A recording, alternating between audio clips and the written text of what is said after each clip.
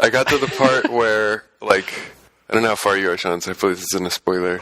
I got out of the first clown room, and I was like, I don't want to be a clown right now. I just stopped playing it. Sorry, man, that's your life.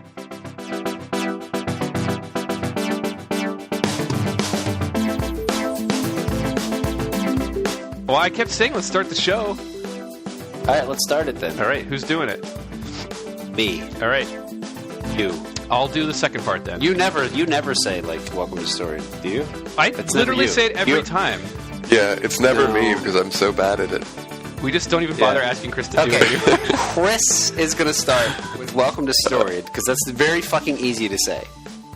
It's welcome to Storied, a podcast where we talk about... We take one thing and I can't really easy. It up. Yeah. Wow, it's so easy. I was bragging and that fucked me. Yep. Yeah.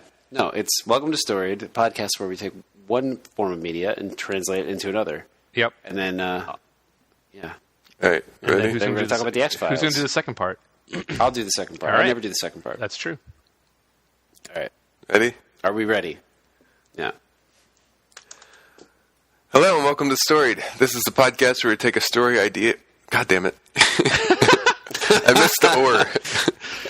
All right. Hello and welcome to Storied. This is this... Fuck. This is this? Hello and welcome to God. Storied. This is the podcast where we take a story or idea from one medium and translate it into another.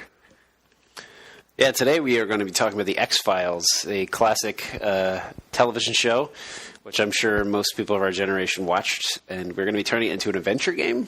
And we already did an adventure game with Bob's Burgers back in the day, but we figured the X-Files was sort of an imperfect map to an old-school sort of Scum-style adventure game, but maybe we'll update it. Who knows? I mean, that was 15 episodes ago, man. I don't think anyone even remembers. That was like a lifetime ago we did Bob's Burgers, so... Nobody listened to that. Yeah, it's true. We've grown as podcasters. Yeah, nobody listens to most of these. Hey, listen, we got a really strong 60 people. And it's it's like ET2. Man, ET2 for some reason is like off the charts. But every other episode, it's just sort of like, oh, okay. Well, hello everyone who listens to this podcast, all 60 of you. Yep. Thanks for listening. Hey, listen, that is a respectable group. I don't want to malign the handful of hardcore people who enjoy our podcast every 2 weeks, and I'm very happy to have that many people listen at all. We definitely appreciate it. No, it's great. I honestly would love to know, for all our listeners, you should contact us, please, and tell us why the ET2 episode did so well, because we cannot figure out the points on the chart that make a line as to what people like to listen to, because that episode was ridiculous and probably the least informative episode we've done because it was just so stupid. But some people somehow people love that one the most. So and then we tried tell us what we're doing. We tried to recapture that magic with the Kellogg Cinematic Universe episode, and just nobody cared. It's the worst. It's the worst. Well, we also, to be fair, picked a really stupid topic. I mean, that was. I was thinking about that after we did it, and I'm going, why would anybody listen to this? It's the fucking dumbest idea ever. I mean, we thought it was funny, but it's also really dumb. It was one of the more enjoyable ones to record, but that doesn't mean it was the most enjoyable to listen to. And there's a very specific distinction between those two things. Yeah. Yeah, sorry, everybody. We won't do it again. We can't hit 100 out of 100 every time. So anyway, back to form here with the X-Files video game. Yeah. Yeah. So we're gonna make this game about Agent Doggett, right? Absolutely. It's just 100% Agent Doggett and Reyes. Fan favorite character. Is her name Reyes? No, that's Thimbleweed Park.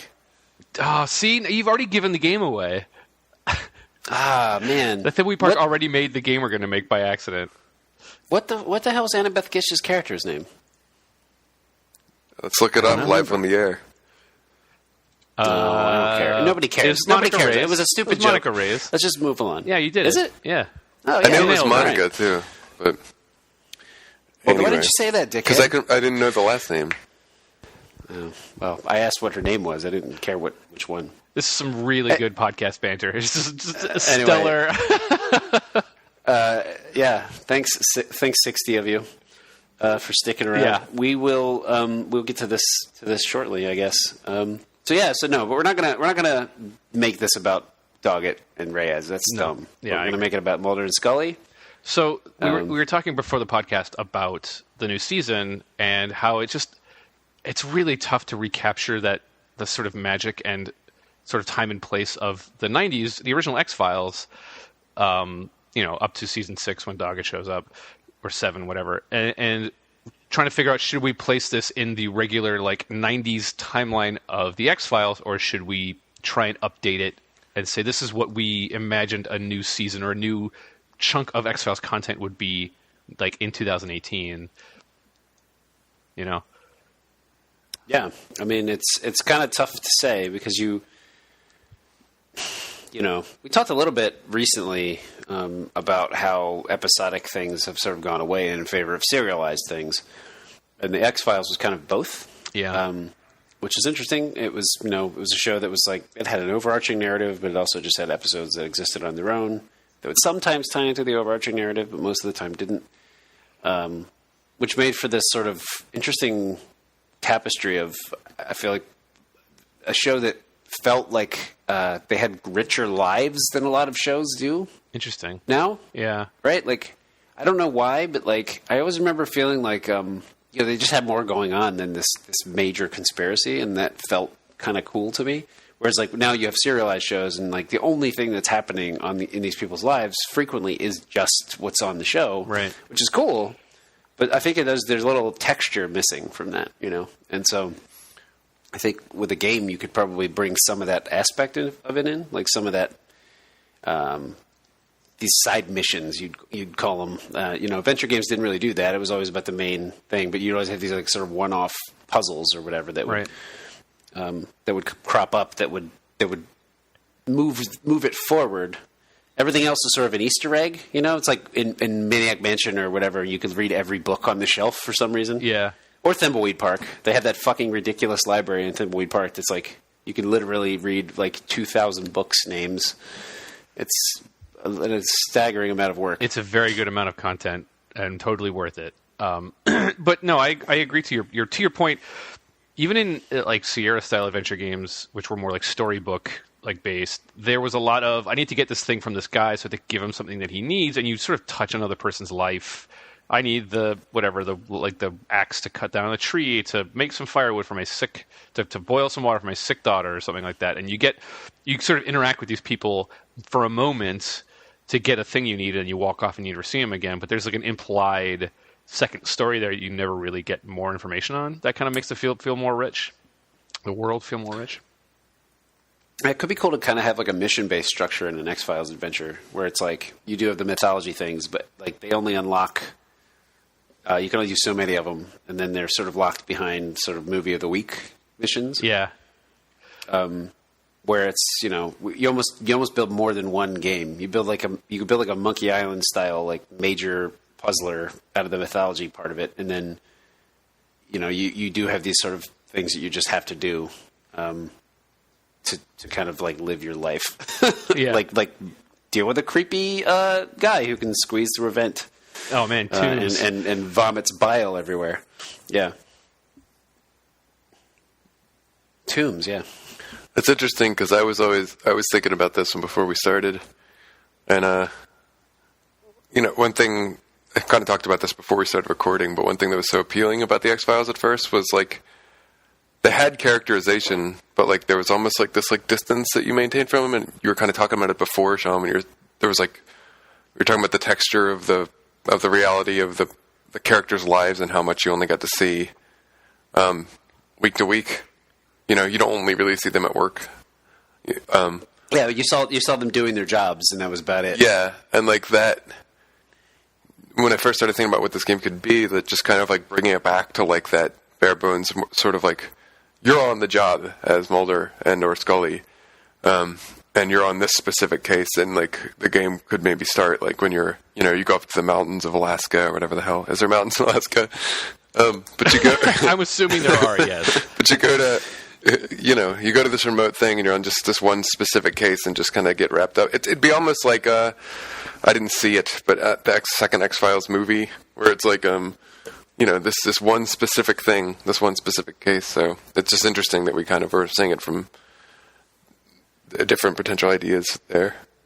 Yeah, it makes a lot of sense to me that you would have a game that matches the format of the show like you said, Sean, there's a lot of Monster of the Week stuff, and then there's a lot of A-plot stuff. And sometimes, like, there'll be a shot at the end of a Monster of the Week stuff of a guy putting, like, an alien embryo in a jar on a shelf somewhere and closing the door behind him, and that's it. But it's sort of and always they played the same song every single time that would happen. Yeah. Every time there was the same. Well, like, it was like, there you go. Like, that was a really that's not a sound. That's not a song. We're gonna get in trouble for a trademark for that. Yeah, we're gonna get a takedown notice. Yeah. No, like there was always a little bit of something to tie it into the A plot, but it was like a shot or a scene or a sound effect, like a weird mouth sound that you just did, or like the cigarette smoking man just be in like his like easy chair, being a creep with his face obscured by shadow, right? And he would say like something like "it begins" or some dumb shit, and that would be it until the A plot stuff showed up. So the idea of either linear or non-linear, I think linear would probably be easier to make, mission structure where you do a bunch of Monster of the Week stuff and you solve it and you're like, cool, that case is done. And there's this shot of Gillian Anderson sitting at her fucking computer writing the longest... Gillian Anderson? Gillian Anderson? Oh, yeah, Gillian Anderson. Writing the longest, most overly wrought like case descriptions. At the end of each case, she would write these like fucking like novels about... Yeah, but that was like just first season though, right? No, like, they did it for a while. I guess they kind of did the first couple of seasons, and but yeah, like, they kind of dropped that after a while. That's fair, but it was always like written as if she was writing in a teen journal, like a diary, about like her feelings and like how she felt about Mulder and how she felt about the X-Files, instead of just being like, this is a professional write-up of a case that you closed. Like someone's going to read this at a court somewhere. It was like Doogie Howser. Yeah, exactly. She's writing it like laying down on her chest on her bed with her legs kicked up in the air. Today we saw the weirdest thing. Yeah, it was so weirdly like prose. I don't know what the term, like not prosaic, I guess, but like there was a weird. It just felt so weirdly written. But you would end each case with one of those, like a recap, right? But then something you've done during that case would tie into the larger mystery, and then every 4 or 5 quote-unquote chapters or missions or cases would be the A-plot, conspiracy, black oil, alien shit, right? And you would continually be opening this larger case as you went through these smaller cases and talk to people and stuff. That 100% feels like an X-Files season, you know? It'd be cool to sort of make it... like the characters have different strengths, right? Like, sort of, I don't know. Some adventure games have done this in the past, but you have sort of people who specialize, right? In stuff. Like Mulder's really good at throwing a balled up paper into his trash can through the basketball net. He's really good at that. He's really good at showing up just before Scully to see something happen.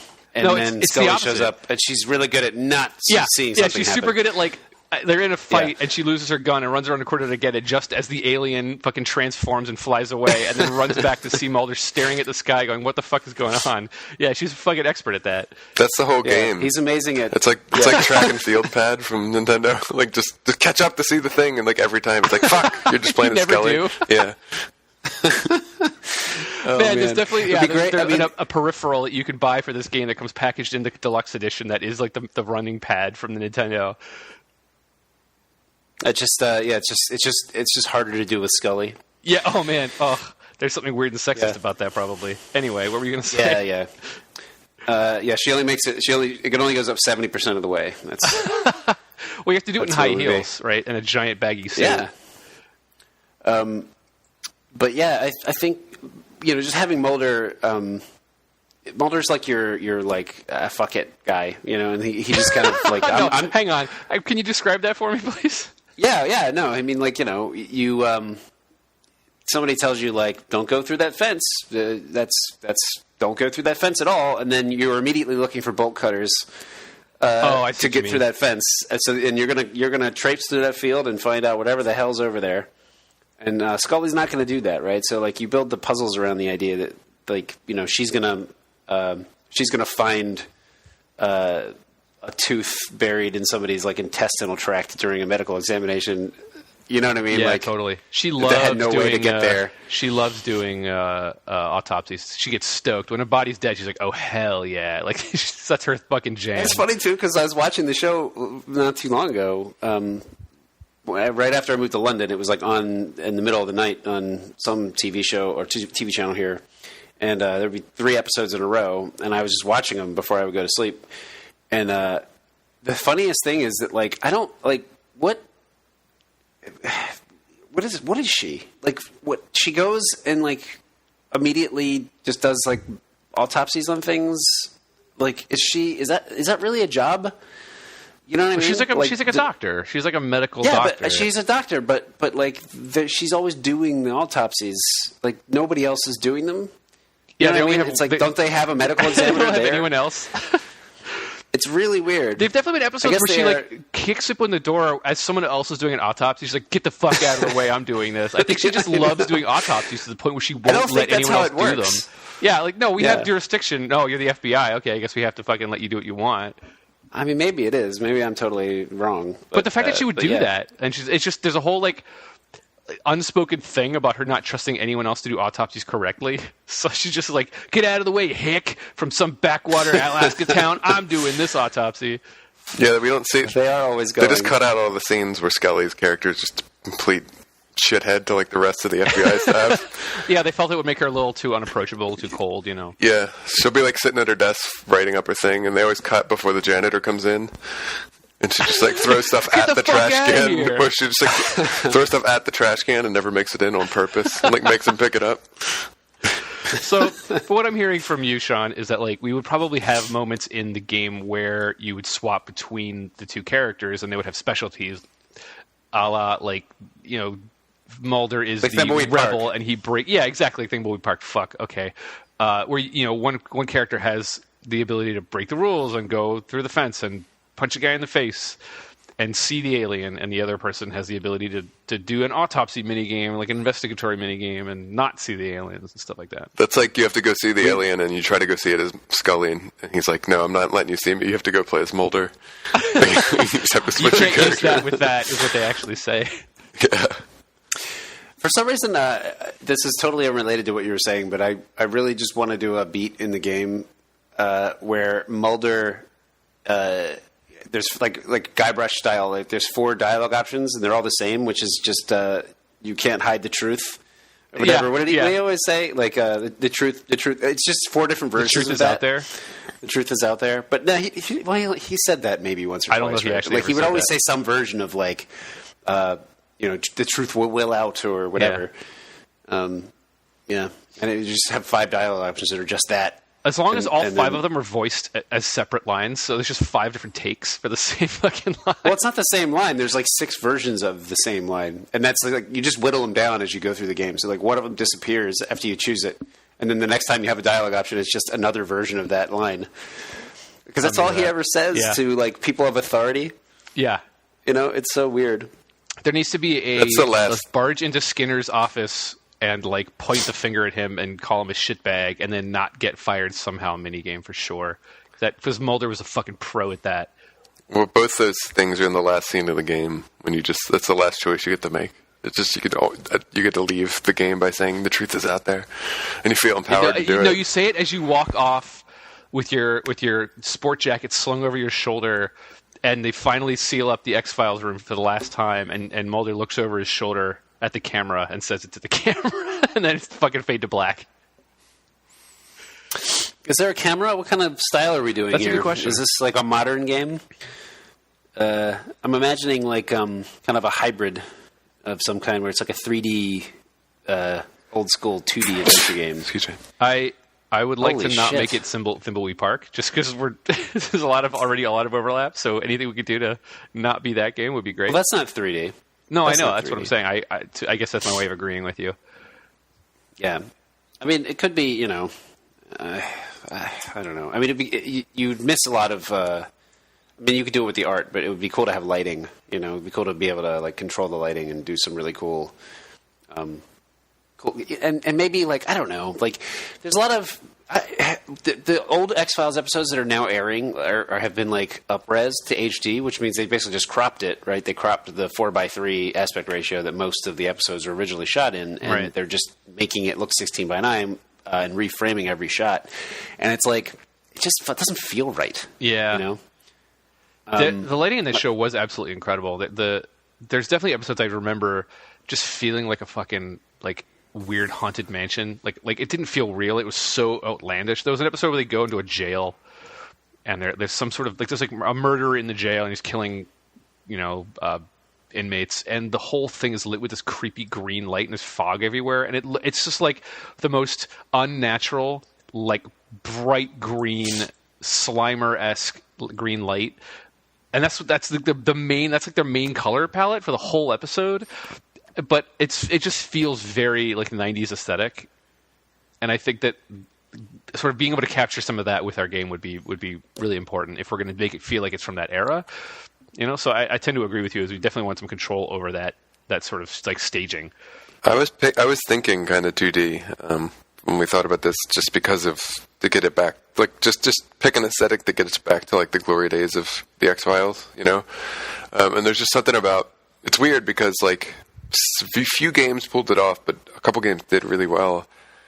Any sort of like suspense or horror element in like a 2D environment. Do you know what I mean? Like it's like Inside, right? I guess I was kind of picturing something like that, but older and more pixelated. Not that if we're making this now, it wouldn't have to look like that. But it's just funny that I guess maybe that might be a good starting point, is to think about like what kind of game it is, what's the gameplay like, and then we can figure out. I think you want to probably like move around with a controller. Like if you're going to sell it to people these days, like you want to like try and build the interface around that, but it's not like icon verb based thing. Like I would imagine you'd probably have some gameplay to it. Like I don't know. Like a lot of adventure games these days are sort of similar to older ones in that there's inventory, and then a lot of them have. I would argue that Inside is an adventure game. Yeah, I would argue that as well. Yeah, it's a lot of, and I think that like puzzling. Yeah, and it's not it's not a traditional one, but I think folding those kinds of things into this game would be cool. Where it's like sometimes you're just shoving a filing cabinet out of the way or opening a door, but you're doing that action. It's not like click open door. Mm-hmm. I think it would be cool to kind of like build that in.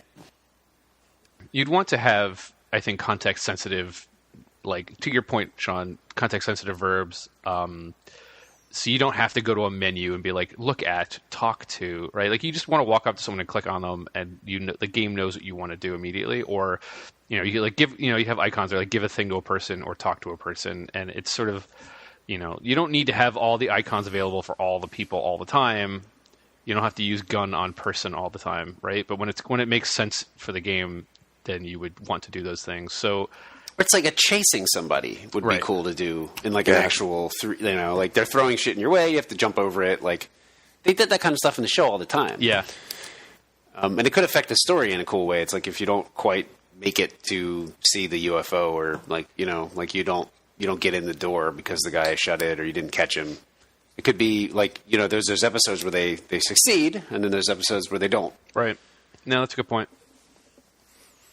By the way, I just remembered there was a X-Files game, an X-Files adventure game, a point-and-click one, made in the 90s. That was full-motion video. Oh, really? Shit. So they actually got the actors to show up for this stuff? Yeah. I don't remember what it was called. So you already know it wasn't good. I think my friend had it. I'm looking at it now. It's literally just called the X-Files game. Well, there you go. Which is the most 90s fucking way you could possibly name that game. Oh, that's hilarious. It was probably called the X-Files like TM game. Like they didn't even registered trademark. yeah.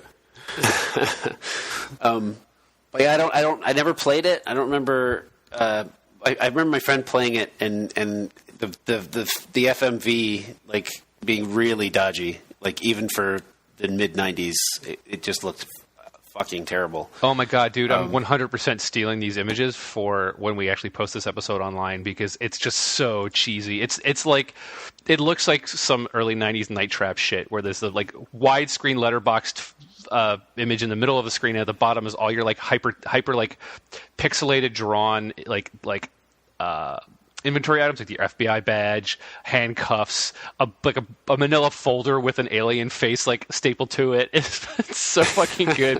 And then there's a bunch of like dialogue options, and then obviously the dialogue would change the video that you would get. But this is just the most epitome of a 90s game. I love this.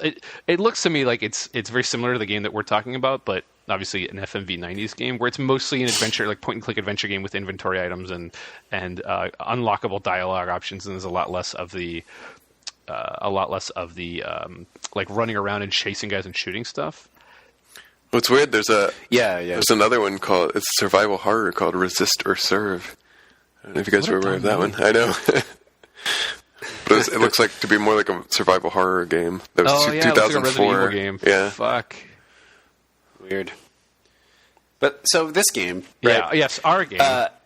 There's a couple things that I think lend themselves to adventure game pretty well. Which one of them is just the idea that they're constantly investigating crime scenes, sort of in the show. They're showing up. They're talking to the police. They're talking to the survivors or the witnesses, and then they're kind of finding crazy shit, and then that's leading them to the next thing. So there's a very natural progression for this game in terms of just show up on the scene and sort of what is the scene, and then there's definitely scenes where it's like that leads to them going to like a creepy warehouse where there's just bodies growing in tanks there, right? And that kind of shit, and like exploring one of those places and hearing a noise. And I think that you could actually kind of get a lot of without doing any kind of 3D camera work, making it more immersive. Like I think you could get a lot of like creepiness that the show has just into exploring an environment with a limited like field of view, like a limited scope of what you can see in the room, any given room that you're walking around in. Yeah, it'd be cool.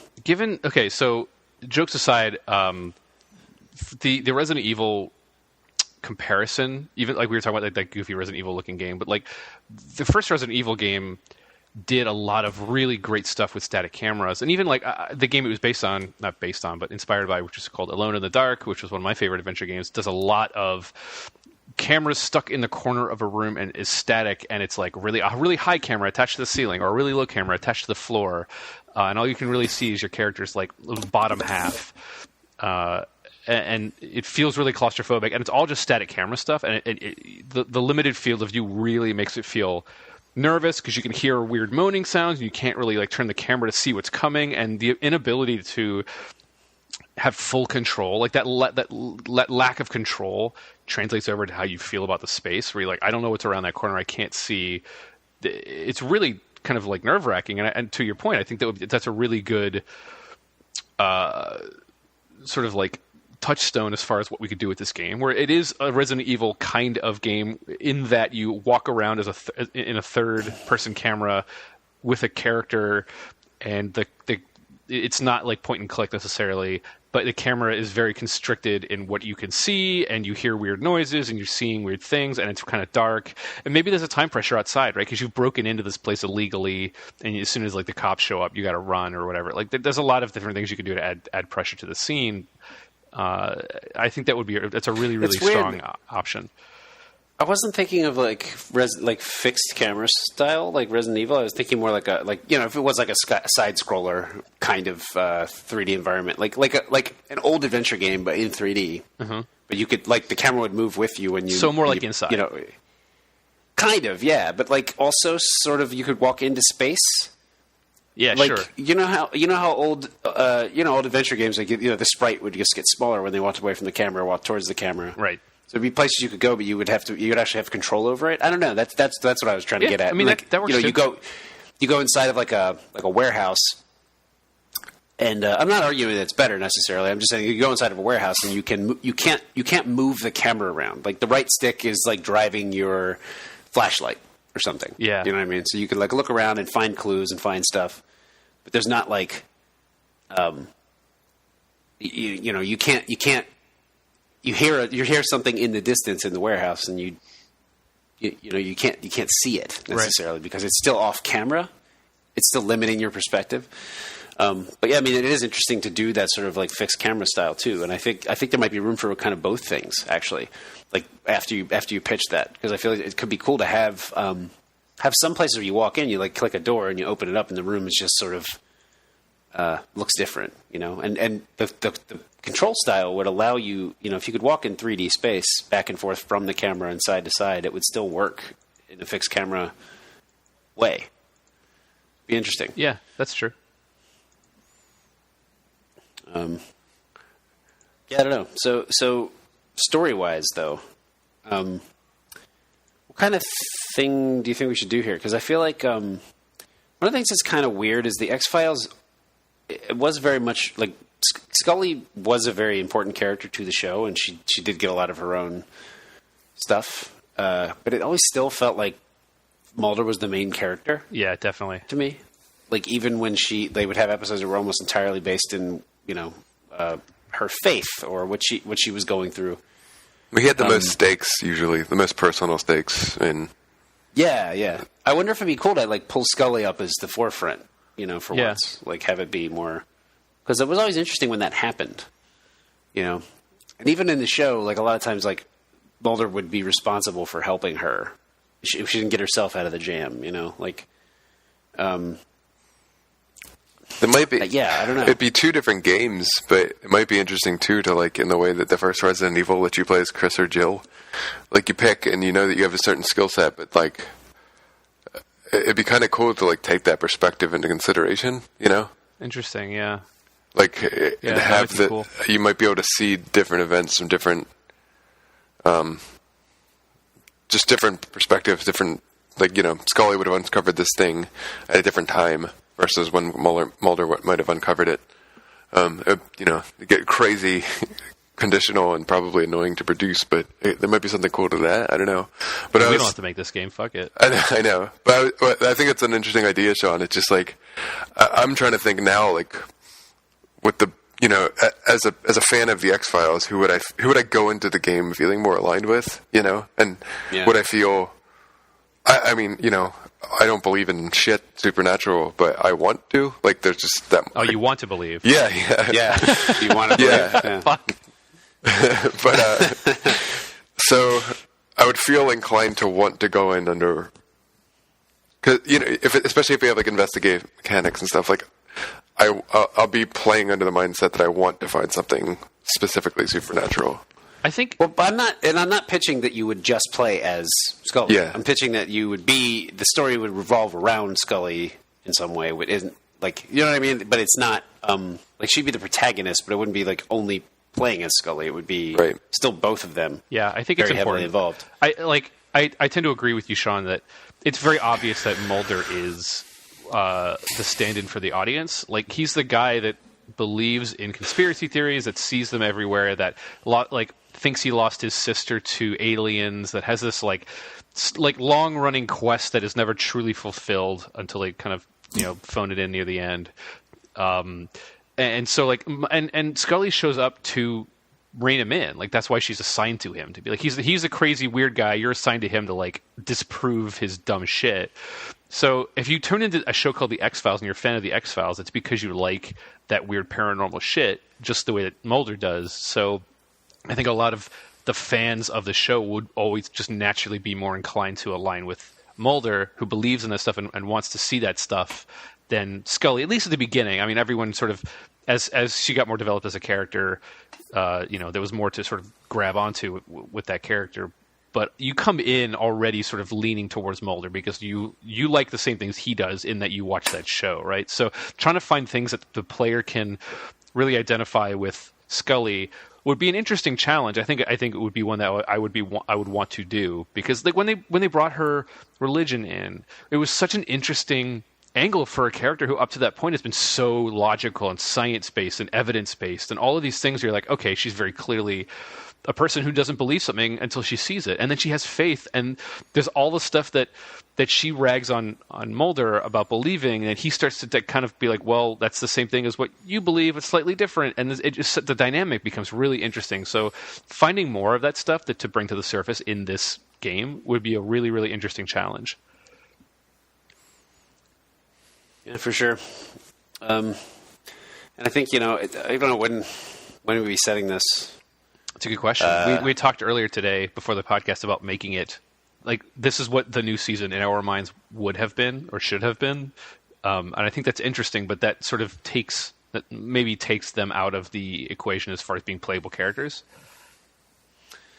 Yeah, which is maybe okay. I mean, part of me is like, the show started losing steam because they didn't have a whole lot of ideas left, I feel like. It's like, and, they tried to shake it up in a couple different ways, but it never really, like, gelled again after season 4, probably. Like, 5 had some good episodes in it, and then it's just really tapered off after that. It was just not great. But I feel like, for that reason, it might be worth exploring a story about new people kind of coming into and reopening the X-Files. Just sort of ignoring all the shit that happened post season 4 and kind of trying to recapture how that felt. Yeah. How that show felt, rather than it being like, about Scully and Mulder, which doesn't mean they don't come into it. It doesn't mean that they don't show up in some way.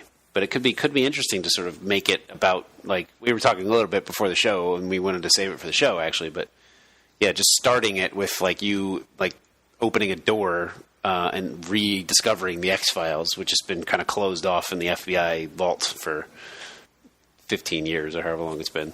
Yeah. You might be able to, like, in that way, maybe you're given a case or something at the beginning of the game that has like tie-ins to something that happened in the X-Files. Like the case up front might not seem supernatural super bold in nature. And then, well, I'm just trying to think of a narrative reason for this to happen, right? Like, no, I agree. Like that's cool. Like you sorry, I don't mean to run with your idea, but like to start the game, it's just like there's been a murder, and somehow it leads you to the like bricked up door that is the filing cabinet room was their office, and you aren't supposed to go in there, but through the adventuring in the murder scene, you sort of reveal that it's actually connected to the X-Files. But at the very beginning, it seems really mundane. Like that's what I assume you're pitching, and that seems really, really cool. Yeah, I mean, like the soft pitch would be something like, the suspect, they run like the suspect ID or something, or some sort of identifying It's Mulder. evidence. No, I was going to say it's something like Tombs. It's just somebody who ties back to an X-File.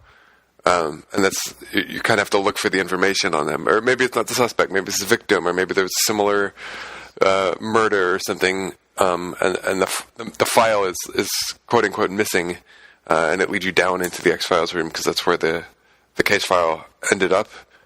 And it just all of a sudden unlocks that world in which, and then maybe as a player character you get some sort of a connection to Scully because she might still be active in the FBI, and then you have to interact with Scully and just kind of start digging into that past case to try to solve the current case.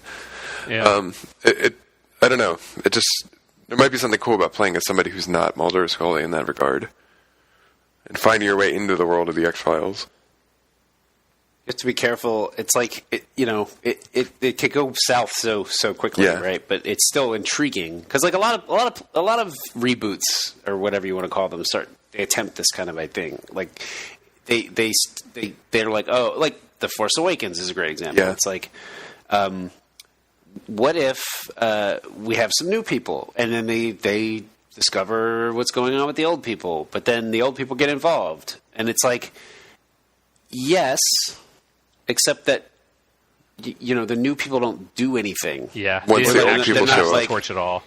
Yeah, it's like it's just an excuse to bring the old shit back rather than tell a new story about these people. So I feel like there's a way where this could go easily wrong, but it's like, yeah, you could do a thing where Scully is still in the FBI, Mulder is just fucking missing or whatever. Drunk. And like, yeah, exactly. He lives in a boat down by the river, and it's not in the river, to be clear. It's by the river. It's just a dry docked boat that he just lives on. Fuck. Yeah. But you get you get Scully kind of getting more involved and sort of getting you to Mulder at some point. Yeah. But I think... But, like, it doesn't feel shitty. She doesn't do all the work, you know? Yeah, I think that's where... I mean, and that we've talked a lot about why Force Awakens didn't live up to that off the podcast, but I think that's... You wouldn't want them to take over the story then, right? You almost want them to be, like, reticent to get back into the fight or whatever it might be, so that you still have... Like, the player character would have to be forwarding the narrative. I wonder if you could, like... Yeah. If this was a 90s game... I could easily see, and this is a stupid pitch, but like they always had a hint system that was built into the game. Well, not always. Some of them games had like a thing you could do that would like give you a hint.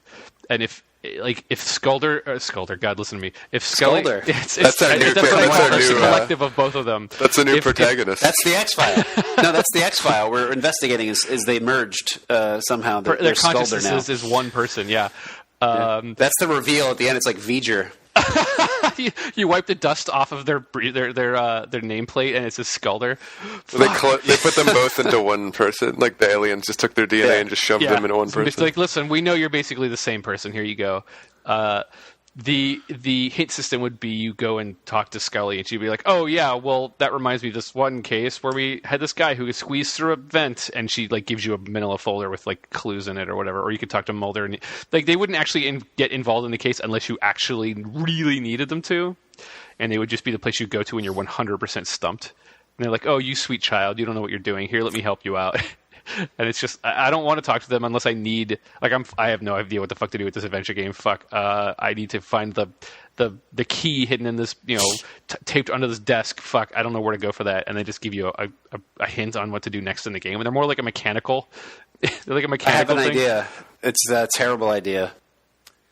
But I'm going to say it anyway, because I think it would happen if some people made this game, which would be that Scully, because she had faith, right? She had all that faith. She became like a nun. She like went the other way. All that faith, fuck. And like so, like you end up finding her like at a church, and like the game mechanic for talking to her is going into the confession booth. Oh fuck! Or, like she's a priest. And she just kind of like slyly sneaks you information, but then you have to go out and repent for your sins. That's amazing. God, you have a rosary, and you have to actually pray in the game. If you hold the rosary, it's like you can like contact Scully wherever you are. It's like a fucking walkie-talkie. Or if you don't do it, she knows, and you can't get more information from her until you do it. I know. How many days has it been since your last confession? Long time. I know. I'm looking at your rosary meter, and I can see that you've only done it. Oh man, yeah, it's a meter for sure. Fuck. It's a rosary, you've and only like done 20. The beads only fill up like every time. Like the beads glow as it goes around. The beads would glow like if she wanted to talk to you. Like when Scully has something like relevant to say, the beads would glow, and you'd be like, "Oh, I got to go talk to Scully." Oh God, power of God. I mean, yeah, obviously. I wouldn't want to disparage God. Or you could do the 100% like exact opposite of this, where you start as a random person and you start a quest and you meet Scully, and then you just off that fucking character and Scully goes, "Well, fuck, I gotta solve this murder," and you just like swap out the new person for like Scully. This is Thimbleweed Bark then. What's that? This is Thimbleweed Bark then. Oh shit! That's exactly how it starts. Fuck. You start playing as a guy who just gets murdered. Oh, like in the first 5 minutes. I should probably finish that game, huh? Sorry, Ron. It's in the beginning. It's the first thing. Okay, sorry. Yeah. Okay. No. Yeah. Okay. It's not even a spoiler, the first scene of the game is you play a guy who. Okay. Yeah. Sorry. It's not a spoiler. For some reason, I thought you meant like you play one of the investigators who is then killed while trying to solve the case, and then another investigator comes in to solve that. For some reason, I didn't like. No, think about the you just start the game and the guy's like rando, yeah. And he's like, "This looks like a place I'm going to get murdered," and then you just get murdered. Yep. So I think I don't know. I feel like we probably start this whole thing as a Monster of the Week game, right? Like if we do start with a new protagonist, which should probably be a woman. Reverse the gender roles a little bit, maybe. But anyway, you do new protagonist, and then you do rediscovering the X-Files, getting involved, And then it's just kind of Monster of the Week for a little while, and then maybe like you discover a mythology thing, and that's when you kind of get Mulder Scully involvement, maybe? Yeah, that's interesting. Where it's like that leads you to them because that makes sense.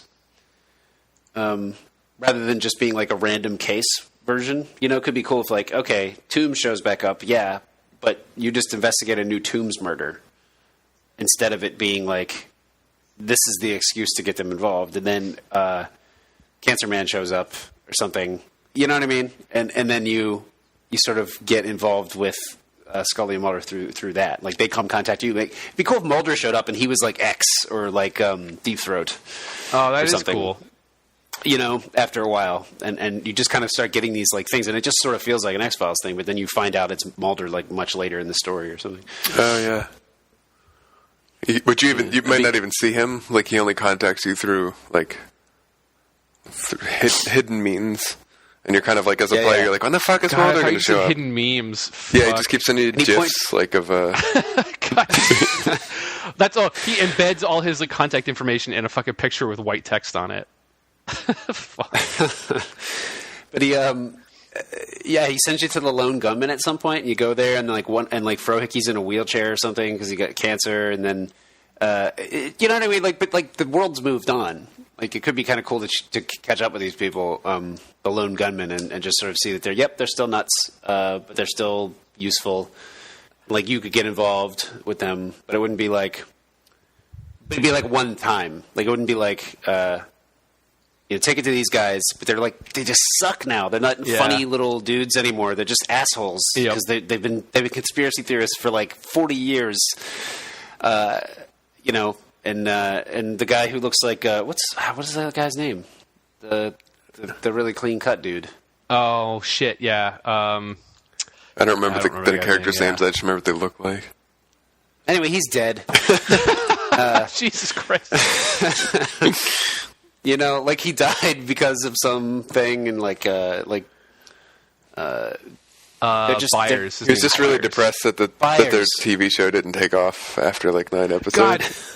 God, it was like one episode, right? It had like 7 or 8 or 9. It had like almost a full run. I think they only aired one. I think you're right. Yeah, they aired one, and it was the episode where an airplane gets hijacked and slammed into a building in America, and the reveal was that it was planned by America as a false flag as a false flag operation to start a war in the Middle East, which happened 6 months. But like, they aired that episode 6 months before 9/11, and I guess they went, "Whoops, fuck! I guess we're not making this show anymore."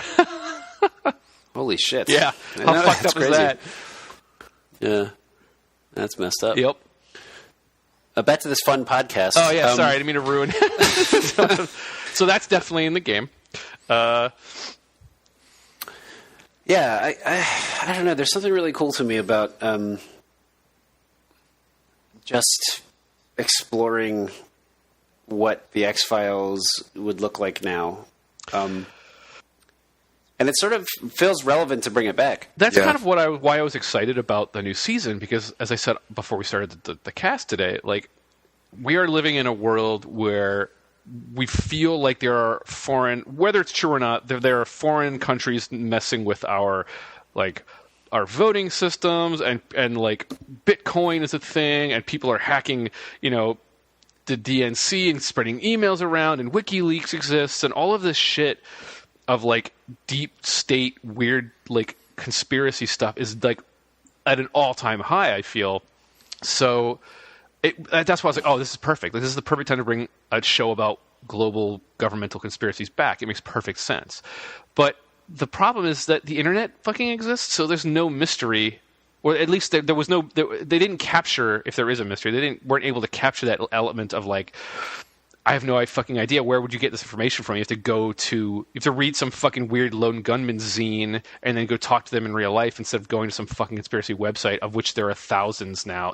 So that fringe of society feeling that the original show had, that like, oh, these things are sort of operating around me, but I don't even think about them. Everyone thinks about this stuff all the time now, and it's so overwhelming that I don't want to watch a show about it because it's real. Like, that shit's not a fucking fun fantasy anymore. It's real. So trying to figure out, it would be a real challenge. I'm not saying we couldn't do it, but trying to figure out how to sort of inject some of that sort of creepy, I don't know what's happening, this isn't something that shows up on the internet, like conspiracy stuff, would be really challenging. And I think that's the problem they had with the new seasons of the show, too.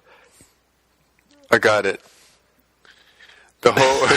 I bet you do. So it's always a good wind-up when Chris says, I got it. There's a whole, like, subculture of people, of conspiracy theorists, that believe, and this is genuinely true, that people like, and this goes back about 10 years at least, but people like Dick Cheney and, the hell's that guy's name? I can't remember his name. But a lot of more often than not, Republican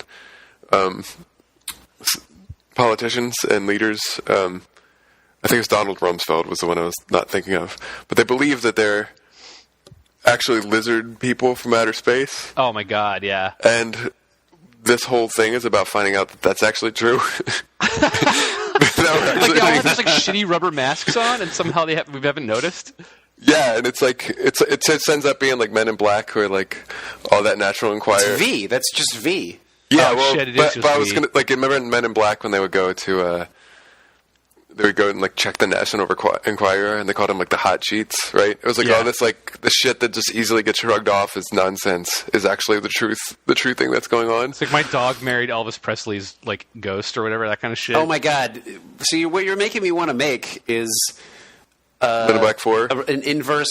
No, an inverse reality X-Files where everything is fucked up and weird, and you end up like finding out that that's not actually true, and things are normal. Like through the game, like you end up being like you start the game as a nutcase conspiracy theorist, and then prove that it's not true. So the game just gets less and less interesting as you go on. Is that what you're telling me? It just gets really depressing, and you just end the game like laying on the ground in the fetal position, like.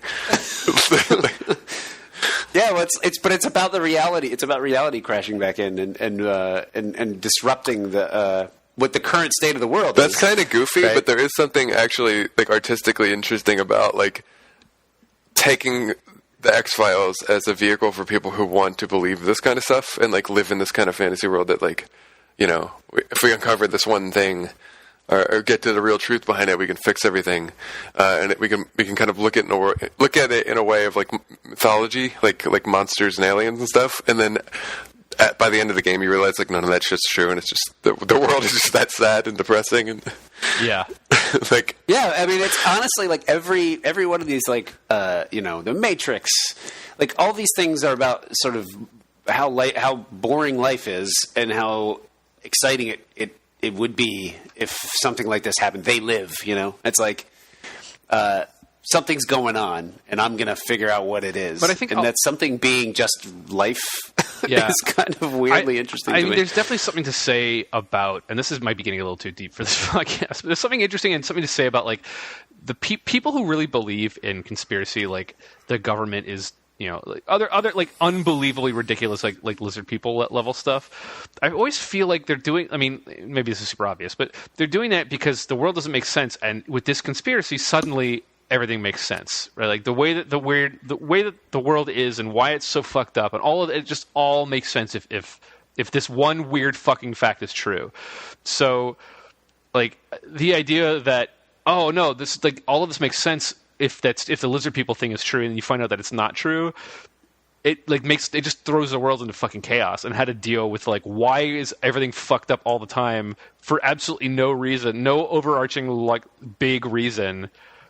That I can sort of grok, like my brain can kind of fucking handle. Like they just want it to be a thing that they can fucking understand, a lot of these people. And like that's how desperate they are for that kind of like stability, and that's what that conspiracy gives them. So taking that away from somebody would be really fucking interesting and fucked up in a lot of ways. I'm down. Yeah. No, I think I don't know. Like maybe the X-Files isn't the right vehicle for it, but it does feel like there's something to the idea that you can't get away from the world, even though, like, clearly that shit isn't true, right? Like, the Republicans are not lizard people. If you believe that, you're an idiot. I think there's, like, nobody ever just says that. Like, a lot of movies, a lot of things are sort of just about, like, the world being like, oh, what if we were this perfect version of ourselves? Or what if we could get to the bottom of this? It's like, no, that guy who is the president of the United States right now is just a fucking asshole. And he's surrounded by a bunch of fucking assholes. Yeah, the idea that he's like doing some like psyops, like, oh, he's trying to distract you from something by tweeting a ridiculous thing. Like, no, he's just a fucking child. Like, and that's why I think he's an idiot. That's why I think it is like it's hard to do the X-Files now because reality is weirder than like fiction. Well, and it's like it feels like enabling. Like I can't like I wouldn't even want to watch it because it feels like irresponsible to get lost in the fantasy that things are that simple. Do you know what I mean? Like, yeah. And like I think like making a game like that, especially nowadays, would be kind of enabling to people. Like stop fucking not paying attention. You know what I mean? I mean, unless the game starts out as your point, like if the game started out with Mulder being like, no, there's a conspiracy here for sure, and we sort of make it seem like there is something, and it just ends up being a bunch of people acting like greedy shits independently, or as a group, but there is no like shady cabal of lizard people. It's just a bunch of shitty businessmen being shitty to like their workers, and like there's no actual conspiracy. It's in the like fantasy sense. It's just a conspiracy in the real sense, where a bunch of people are just price fixing their fucking. But there's something that's really great about actually like this. Like the game is about you proving to Mulder that everything's just fucked, and it has nothing to do with aliens. Do you know what I mean? Like, totally. It was so fucked the aliens left. They were like, we don't want to clean this mess up. There were aliens here like years ago. Like, this has been fucked up on its own for a long time. You're not wrong, Mulder. It's something weirdly like because like a lot of the X-Files came out of like sort of Chris Carter growing up during the Watergate scandal and the sort of counterculture movement, not trusting anything about the government, and that being something that, it just sort of festered for a long time until this guy grew up and got a TV show and then folded a lot of that sort of, even the name Deep Throat comes out of the Watergate scandal. Right. And like all of that stuff being sort of folded in, it's sort of become the reality now is basically just what that was, trying to expose that people thought for a long time, like, there are people in rooms somewhere just deciding the fate of the world by doing these nefarious things, and the difference is that those nefarious things are just sort of out in the open now. Yeah, that's totally true. Right? It's like the idea of the people being in a room. They're just doing it. Yeah, the people being in a room, like a shadowy government of the X-Files, like that group of old white dudes that's in that room smoking cigars, seemed so outlandish back then, and now it's like, no, that's totally the accepted fact of real life now. Like you'd have to scale it up to something so cartoonishly ridiculous to make it unbelievable again, You could literally take news footage from now and put it on as you could edit it together as a mockumentary in the 90s. Yeah, that's a good point. Which is crazy, but it's true. And like I think there is some merit to the idea of reversing reversing it. It doesn't have to go quite so far, but there is something about the idea of especially if it's going to be about like an older Mulder, like about somebody who's not chasing that shit down anymore. Right. There's still crazy shit going on, right? Like there's still we still do Monster of the Week shit, but the conspiracy theory stuff is where we twist it around. That's interesting. I don't know. Yeah, it could be cool. I think you wouldn't want it. I mean, obviously, you wouldn't want it to be a complete like "fuck you." Like none of this shit's true. Like to the fans and the people that played the game, right? No, exactly not. You'd still want some to be true, and I don't think I never want to have an agenda necessarily as a storyteller. Like it's better to just raise questions. So, Chris, all art is political. Come on. Well, not when it's better to ask questions, right? And like, this sounds obnoxiously serious, but people do want to hear what our X-Files game is. So like, how might we actually work these ideas? Because I think these are interesting ideas, right? Absolutely. And I think that it would be a way to freshen up the X-Files instead of call all of the belief and mythology into question in an odd way. But how do you do that without feeling like a giant, something that's that's just really insulting to the fan base. Right. Yeah. Yeah. It's hard to say. I mean, it's not something that I think is easily done well in the first place. And, it doesn't have to happen either. No, not making the game for real. Yeah, it's tough because you cannot. I don't think you can make an X-Files game that centers around shadowy people in a room that doesn't have a political stance. Like that, trying to say like we're not making a political. It's like the new Wolfenstein game being like, oh, we're not making a political statement, but you can literally stab a Nazi in the face, and that's like you're the good guy and they're the bad guys. That's pretty fucking political, man. I don't think you can walk back from a game once you've done that. So I don't know how. Like I totally you didn't play the part where you can heal the Nazi after you stab it. Oh yeah, you can actually be like, well, they weren't so bad. And I hear what you're saying, and I think that's a totally fair thing to say. But a game about global conspiracies, and maybe that's not what the game was about. Maybe the conspiracy, there is no large conspiracy, and it's just a one-off Monster of the Week thing that takes place in like Wichita, right? And that's it. That's the whole game. You solve the murder. There's a weird alien or monster at the end, and then roll credits. And there isn't a commentary on like the state of the world at large. Mm-hmm. And I think that's kind of the only way you could make that game with no A-plot stuff, which might sort of not be what fans of the game are looking for, because a lot of fans love that large A-plot stuff. But the moment you show a shadowy cabal in a room, and they're all old white dudes or whatever, you're making a statement about the world, and it's kind of, to Sean's point, something we all kind of agree on as being a fact at this point, for the most part, for like the majority of people, I would say. So either you just do that, and it's that shit always happens and will always happen. Like the 1% and people with money, we are living in an oligarchy. They sort of set the rules, and we don't really get to have a say in it. That's as true as it was back then, except we just know more about it now. And that's just a part of the accepted part of the world. Or we just don't touch on that stuff at all. And I think both are valid. It just depends on which direction the game wants to go in and what it wants to say, right? Yeah, and I don't know that, that's going to be much fun. Yeah, this X-Files episode started out real fun and got real real. But I mean, honestly, yeah, like a Monster of the Week thing about like invisible lizard that murders people. And ends up being in like a Donald Rumsfeld. Like a porno studio. You know what I mean? Like one of those classic X-Files episodes that just takes place in a weird environment.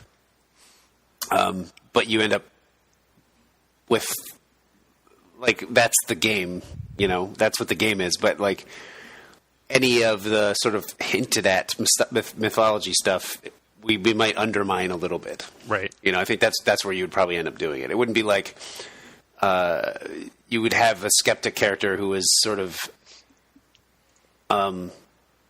winning that argument rather than losing it, like Scully does. Right. Like Scully, over the course of this show, it gets increasingly bought into all this stuff, which she should, because she sees a lot of crazy shit. But like the game or whatever we're doing here, it would maybe be the opposite, where the main character, because it's not Mulder and he's not convinced that there's crazy shit going on in the government side of things anyway. Yeah. Maybe that person just gets convinced the other way, and that's all it is. But we still focus on the crazy shit that is happening and the Monster of the Week shit that is happening, and how that lets them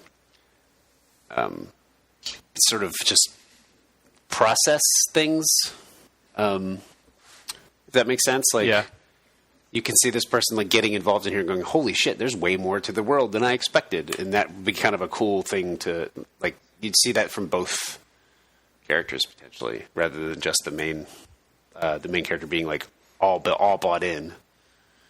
Yeah. And then the other one telling him no all Yeah, the time. I think that was always the point of having both of those characters sort of bounce off each other in the early seasons before they added all that weird sexual tension, is that they just believe fundamentally that the state of the world is two different things. So when Mulder's like, no, man, lizard people, like Scully just does her like trademark eye roll, and it's like, no, dude, what the fuck are you talking about? The world is not like, the world is weird and complicated, but not in that way. And neither of them are like framed as what's the word I'm looking for? They're not framed as being stupid or idealistic, like to the point of being ridiculous. They just have two very different worldviews. And a lot of times Mulder is wrong. Like there's definitely episodes where he thinks it's a crazy fucking alien with knife claws for hands, and it just turns out like it's something completely separate. And so sometimes Scully is correct. He's not always incorrect, but you definitely would want to temper whatever message you're trying to send with two characters who sort of see things from two different directions, for sure. Yep. Well, thanks for joining us on our fucking assessment of the sad world that we live in. Let's make that a video game, I guess. Yeah, no, I think we did get off topic a little bit there for a bit. I mean, not off topic, but still, I do think that there's a lot of merit in making sort of a 3D adventure game out of a creepy 3D adventure game out of the X-Files that has all the hallmarks of the show. Yeah. Creepy music, flashlights, people not seeing things at the last second, and autopsies. Autopsies, yeah, as a mechanic. Oh, yeah. Yeah, that's a compelling gameplay device. All right, well, I guess that's it then. Yeah. For this week's. Ending on a sort of a low note, because the world at large kind of sucks right now. But this game would be really fun, I'm sure. I guarantee it. You should buy it when we make it. We'd make some good stuff out of it, I think. Yeah, there's a lot. Once you actually dig into the details of like what's going on and all the crazy shit, like the X-Files sort of lived on the details a lot of the time. It's like you get like, the weird thing that's happening this week is two little girls thousands of miles apart killed their families. Like they look exactly the same. Like you just get like, what? That's fucking crazy. So I think that's the stuff that's going to pull you through this game, right? Where you're playing it and you're just like, oh my god, that's fucking nuts. I can't believe that. Thank God we dug into that stuff today. Yeah, I know. Yeah. Set ourselves up for success. Well, yeah, thanks for joining us for our X-Files episode. I think we have more to talk about here. I think we're going to end up probably doing another one of these because we veered off into the crazy world of politics, which was stupid. But next time we talk about this, we're going to go straight into the Monster of the Week stuff, which will not be next time. Next time, though, speaking of Monsters of the Week, we're going to be doing Resident Evil. Hell yeah. Yeah, because we were supposed to do that this week, and then we forgot. Well, I wasn't sure you were going to check in to see if we were going to have a guest or not. Oh, yeah. Well, we might. All right. We might have a guest Might next have a week. first Alrighty. guest. Yeah. Cool. So anyway, Maybe thanks for they joining can, us, they can and, liven the shit up. maybe they'll make it interesting. Yeah. That'd be good. See you next time. Goodbye. Storied is Chris Rebbert, Harrison Pink, and Sean Ainsworth, and our music is composed by the amazing Jared Emerson Johnson. Thanks so much for listening. All right, that's going to do it for this week's episode. If you have any feedback, you can follow us on Twitter at storiedcast, or you can email us any feedback or any ideas for future shows at storiedcast@gmail.com. Thanks for listening.